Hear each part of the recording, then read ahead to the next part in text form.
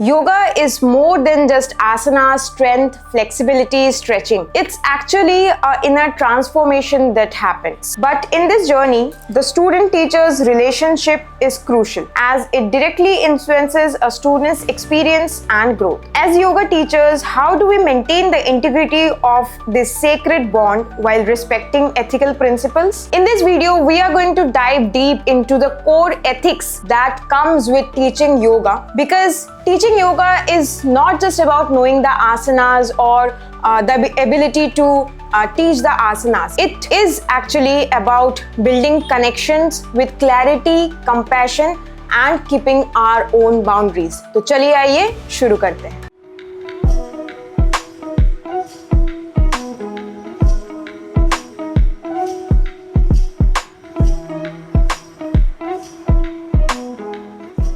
First is setting boundaries. So बहुत सारे yoga teachers को मैंने देखा है, they get carried away in the name of guru. When a lot of students actually address us as their guru, as their mentor, as their teacher, and we as a human being, we get carried away in this process. Here we have to stop ourselves. We should know what our boundaries are. What our role as a yoga teachers are. क्यों? मैंने बहुत सारे yoga teachers को देखा है, they just get carried away way too much. जब students जो है अपनी स्टोरीज शेयर करते हैं, the teachers they actually forget that they are not psychiatrists, they are not psychologists. उनको जो है जो मेंटल हेल्थ के प्रॉब्लम्स है या फिर जो फिजिकल हेल्थ के प्रॉब्लम्स आते हैं वो सब ठीक करने का जिम्मेदारी एज अ योगा टीचर हमारा नहीं है. Recently in one of our videos a lady commented that will you guarantee will your course guarantee that after pregnancy I am going to lose weight and I will get back to normal and do the course. Now just think of it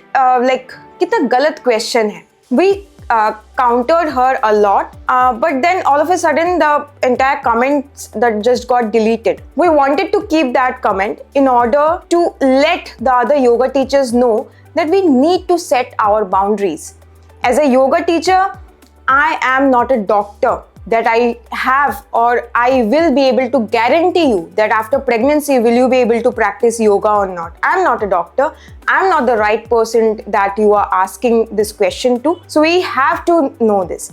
And as a yoga teacher, we also have to know, also have to acknowledge the students' boundaries as well. मैंने देखा है कि a lot of yoga teachers are too much they just get carried away into a student's life way too much.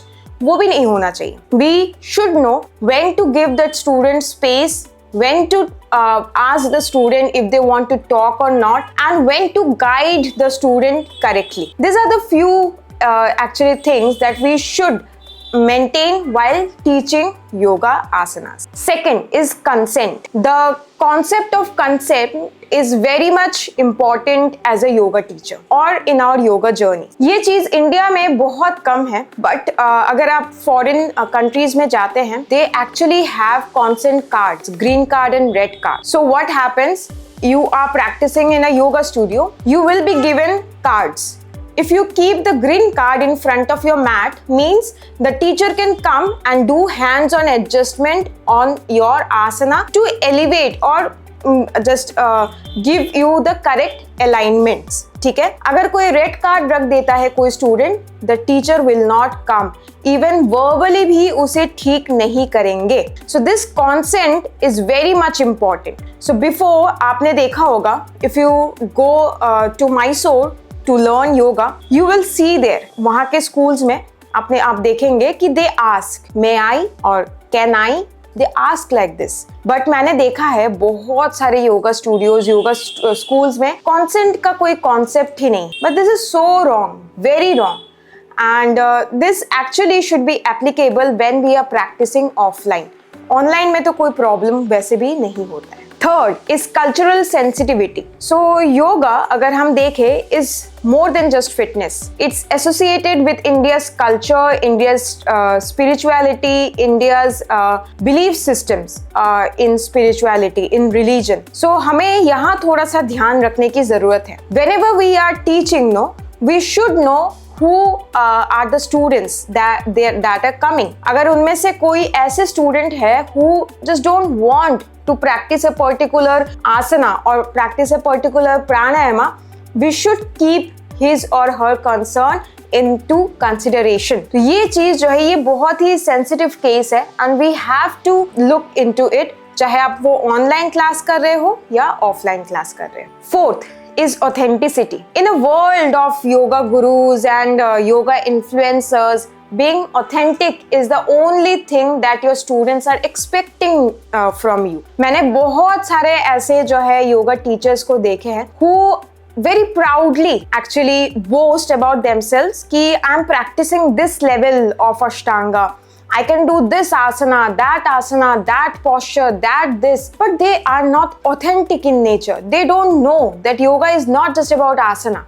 तो वहाँ आपको थोड़ा सा ध्यान देने की जरूरत है. योगा आप कितना आसना कर रहे हैं, कितना आपको आता है, उससे किसी को कोई मतलब नहीं है. Just trust me on this, किसी को कोई फर्क नहीं पड़ता. बट आप कितना ऑथेंटिसिटी के साथ सिखाते हैं, वही चीज जो है डिफाइन करता है your role as a yoga teacher. Fifth is humility. No matter what, every one of us, we are students first. So yoga teachers हम बाद में बने हैं, but पहले students हैं and we are students for lifetime. So आपने देखा होगा मेरे Instagram प्रोफाइल में I keep on posting my videos, time-lapse videos of the yoga practice that I do with my teacher. तो वो ना मेरे को humble बना के रखता है. I have enrolled with one teacher and I will actually keep on practicing with her. ये चीज़ हमें सिखाती है कि we are still a student. We have a lot to learn.